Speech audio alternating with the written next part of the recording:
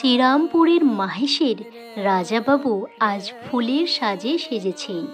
আজ যাবেন মাসির বাড়ি। তার আগে হাজার হাজার ভক্তের ঢল নেমেছে তার কাছে পুজো দেওয়ার জন্য। পুরীতে যেতে পারছেন না বলে আক্ষেপ করবেন না। আজ আমার সঙ্গে ঘুরে নিন মাহেশের রথযাত্রা। জয় জগন্নাথ, শুভ রথযাত্রা। কেমন আছেন সবাই? আশা করি ভালো আছেন। আর একটি নতুন ভিডিওতে আপনাদের সবাইকে স্বাগত জানাই। থাম্বনেল দেখে নিশ্চয়ই বুঝে গেছেন আজ কোথাকার ভিডিও হচ্ছে। আজ আপনাদের দর্শন করাবো মাহেশের রথযাত্রা। এবছর ওদের 629তম বছরের রথযাত্রা দেখতে আজ মাহেশ অর্থাৎ শ্রীরামপুরে আমি যাচ্ছি। তো চলুন ভিডিওটা এখান থেকে শুরু করছি, স্কিপ করবেন না, পুরোটা দেখবেন। আর একটা কথা, আমার জার্নিটা শুরু হয়েছিল রিষড়া রেলওয়ে স্টেশন থেকে। চলুন ভিডিওটি শুরু করি। হাওড়া থেকে তারকেশ্বর লোকাল ধরে আমি চলে এসেছিলাম রিষড়া। টিকিট পড়েছে আমার মাথাপিছু 5 টাকা। রিষড়া রেলওয়ে স্টেশন থেকে একদম হাওড়ার দিকে যে রেল লাইন ক্রসিং রয়েছে সেখান থেকেই আমরা পেয়ে যাব টোটো। শেয়ারে টোটোতে মাথাপিছু ভাড়া নিল 20 টাকা আর আমাকে নামালো একদম মাহেশের রথযাত্রার এই গেটের সামনে। এখান থেকেই আমি দেখতে পেলাম মাহেশের রথ।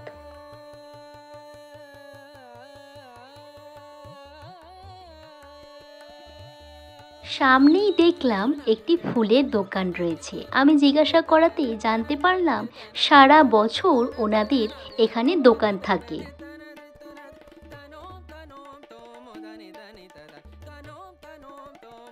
ফুল মালা কিনে আমি সকাল সকাল লাইনে দাঁড়িয়ে পড়লাম। যেহেতু আমি খুব সকালবেলা গিয়েছিলাম, পুজো শুরু হয়েছিল, তবে মানুষের একটু আনাগোনা কমই ছিল। যখন আমি বেরোচ্ছিলাম দেখলাম রাস্তা পর্যন্ত লাইন চলে এসেছে। আপনারা যদি এই সময় যেতে চান তাহলে বুঝতে পারছেন কতটা ভিড় হবে। এই যে এই লাইনটা এখান থেকেই শুরু হয়েছিল। আর আশেপাশে দেখলাম মেলা চত্বর ইতিমধ্যে তাদের সম্ভার নিয়ে বসছেন। কোথাও ফুলের দোকান, কোথাও গাছের দোকান, নানান সামগ্রীর দোকান। দেখতে দেখতে লাইন একেবারে ঠেলে আমি মন্দিরের ভিতরের দিকে এগোচ্ছি। এখন যদি আপনারা মন্দিরে পুজো না দিতেও চান, মন্দিরের ভিতরে শুধুমাত্র যেতে চান, তাও কিন্তু আপনাদের মন্দিরের এই লাইন দিয়েই ভিতরে প্রবেশ করতে হবে। অনেক দিন ধরে ইচ্ছে ছিল মাহেশের জগন্নাথ দেবকে দর্শন করব, তবে এবছর সেটা পূরণ হলো।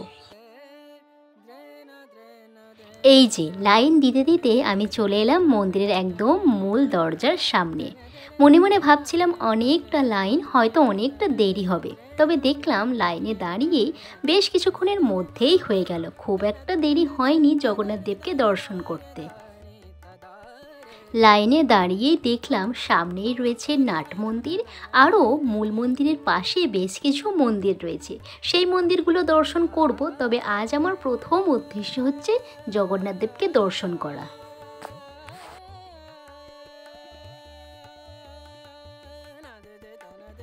সকাল সকাল সবাই দেখলাম ভোগপ্রসাদ গ্রহণ করছে। পাশেই দেখলাম এক দাদা কুপন নিয়ে বসে রয়েছেন। 50 টাকা এবং 200 টাকার কুপন মূল্য। 50 টাকা কুপন মূল্যে খিচুড়ি ভোগ এবং 200 টাকার কুপন মূল্যে দেখলাম পার্সেলের ব্যবস্থা রয়েছে। 2 বছর পর জগন্নাথ দেবকে আমি দর্শন পেলাম। মনে মনে কী যে একটা শান্তি হচ্ছিল। আর অবশেষে চলে এলাম এই যে জগন্নাথ দেবের সামনে। দর্শন করে নিন আর মনে মনে বলে নিন জয় জগন্নাথ।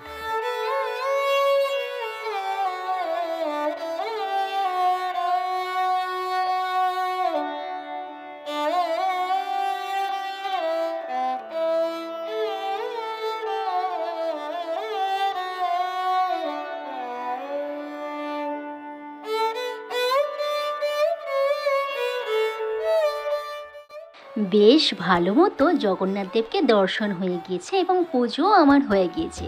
এবার আমি বেরিয়ে এলাম। এবার পুরো মন্দিরটা ঘুরে দেখব। আর এরপরই দেখলাম লাইনটা অনেকটা বেড়ে গিয়েছে।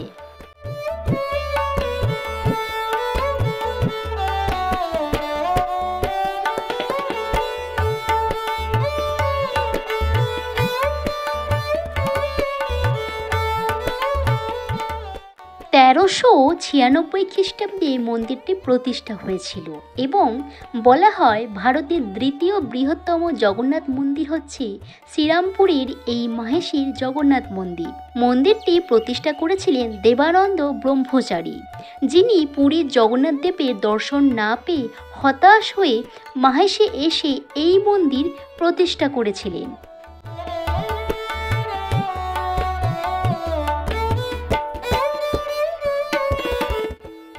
আজ জগন্নাথ দেব, বলরাম এবং দেবী সুভদ্রা যাবেন মাসির বাড়ি।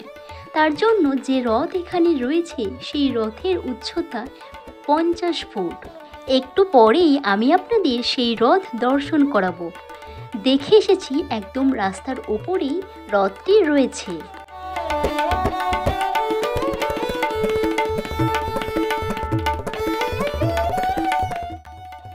1755 সালে কলকাতার নরেনচাঁদ মল্লিক মাহেশের জগন্নাথ দেবের মন্দিরটি নতুন করে তৈরি করেন। সেকালে 20,000 টাকা ব্যয় করে শ্যামবাজারের বসু পরিবারের সদস্য হুগলির দেওয়ান কৃষ্ণচন্দ্র বসু রথটি তৈরি করে দিয়েছিলেন। মাহেশের জগন্নাথ মন্দির কেবল একটি মন্দির না, এটি একটি ঐতিহ্য এবং সংস্কৃতির ধারক। মাহেশের এই বিখ্যাত জগন্নাথ দেবের মন্দির এবং রথযাত্রা উৎসবের পিছনে রয়েছে অপূর্ব কাহিনী বা কিংবদন্তি। সময়টা তখন 14দশ শতাব্দীর আশপাশ। এই সময় ধ্রুবানন্দ ব্রহ্মচারী নামে এক ভক্ত সন্ন্যাসী তীর্থযাত্রায় বেরিয়ে নানা স্থান দর্শনের পর এসে পৌঁছান শ্রীক্ষেত্র পুরীতে। সেখানে জগন্নাথ দেবের বিগ্রহ দর্শন করে ধন্য হলেন ভক্ত ধ্রুবানন্দ। তার স্বাদ হলো তিনি নিজের হাতে রন্ধন করে জগন্নাথ দেবকে ভোগ নিবেদন করবেন, কিন্তু মন্দিরের পাণ্ডাদের আপত্তিতে তার আর ভোগ নিবেদন করা হলো না। আশাহত এবং ব্যথিত ধ্রুবানন্দ তখন বসলেন আমরণ অনশনে। ভক্তের এই ব্যাকুলতায় আসন টলল ভগবানের। জগন্নাথ দেব তাকে দেখা দিয়ে বললেন, ধ্রুবানন্দ, বঙ্গদেশে ফিরে যাও। সেখানে ভাগীরথী নদীর তীরে মাহেশ নামেতে এক গ্রাম আছে, সেখানে যাও। আমি সেখানে একটি বিরাট দারুবক্ষ পাঠিয়ে দেব। সেই কাঠে বলরাম, সুভদ্রা আর আমার মূর্তি গড়ে পুজো করো। আমি তোমার হাতে ভোগ খাওয়ার জন্য উদগ্রীব। এই স্বপ্ন দেখে এবং দৈবাদেশ পেয়ে ধ্রুবানন্দ বঙ্গদেশে ভাগীরথীর তীরে মাহেশে এসে সাধনা শুরু করলেন। সেই সময় এই অঞ্চল ছিল জঙ্গলাকীর্ণ এবং সপ্তদর সংকুল। এখানেই নির্দিষ্ট দিনে ভাগীরথীর জলে ভেসে এলো এক প্রকাণ্ড নিম কাঠ। জল থেকে এই কাঠ তুলে তাই দিয়ে প্রস্তুত হলো 3 দেবতার বিগ্রহ। এই স্থানে ধ্রুবানন্দ প্রতিষ্ঠা করলেন নিজের সাধন কুটির। এই হচ্ছে মূল গেট দিয়ে ভিতরে প্রবেশ করে একদম এই সাইড দিয়ে লাইনটা থাকছে। আর সামনেই রয়েছে নাট মন্দিরেও দর্শনার্থীরা রয়েছে। আর এই দিকে লাইন দিয়ে একদম মূল মন্দিরের সামনে সবাই যাচ্ছে। সামনে এই সাইডে এবার আপনাদের দেখাবো, এই সাইডে রয়েছে একটা মঞ্চ করা হয়েছে অনুষ্ঠানের জন্য, আর চারিদিকে ব্যানার রয়েছে। আপনারা হয়তো শুনতে পারবেন জয় জগন্নাথের ধ্বনি। ইতিমধ্যেই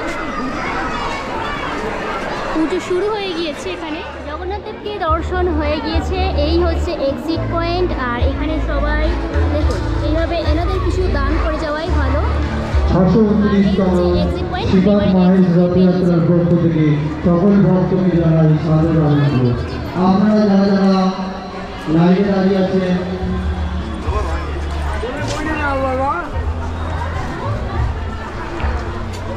পয়েন্ট থেকে বেরিয়েই এইদিকে রয়েছে মেলা চত্বর। মেলা চত্বর এখন সকালবেলা বন্ধ রয়েছে, তবে অনেক রাইডস রয়েছে। আপনাদের এক ঝলকে জাস্ট দেখিয়ে দেবো। দেখুন নাগরদোলা রয়েছে, অনেক কিছুই আছে। এবার আপনাদের এখানে যে রথ রয়েছে সেই রথ দেখাবো। একদম বেরিয়ে গেছি আমি রাস্তার উপরে, আর ওই সাইডে রথ রয়েছে দেখাবো। এই হচ্ছে তোরণ, আর তোরণকে ফেলে আমি একদম সামনের দিকে এগোবো।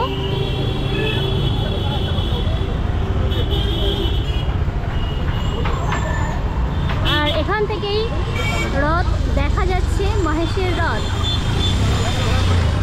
একদম মাহেশের রথের সামনে শেষ মুহূর্তের প্রস্তুতি চলছে। দেখুন এখানে রয়েছে ঘোড়াগুলো, আর একদম শেষ মুহূর্তের প্রস্তুতি, একদম পুজো শুরু হয়ে গেছে, সবাই প্রণাম করছেন। সামনে যদি দেখাই আপনাদের, এখানটা ফুল দিয়ে এত সুন্দরভাবে সাজানো রয়েছে। আর একদম সামনে একদম পিছন দিকে গিয়ে আপনাদের দেখাবো, সবাই ফটো তুলছেন এখানে। আর এইদিকে দেখুন গৌর নিতাই রয়েছেন, বিভিন্ন দৃশ্য রথের মধ্যে ফুটিয়ে তোলা হয়েছে। অপূর্ব সুন্দর রথ, মাহেশের রথ। এই যে এখান থেকে যদি দেখাই আপনাদের, এই যে বিশাল বড়, সবাই এখান থেকে সেলফি তুলছেন। আর আচ্ছা, আমি ছিলাম পিছন দিকে, এই দিকে এখানটায় ছোট্ট জগন্নাথ একটি পুজো করা হচ্ছে এবং সবাই এখানটা দেখাই আপনাদের।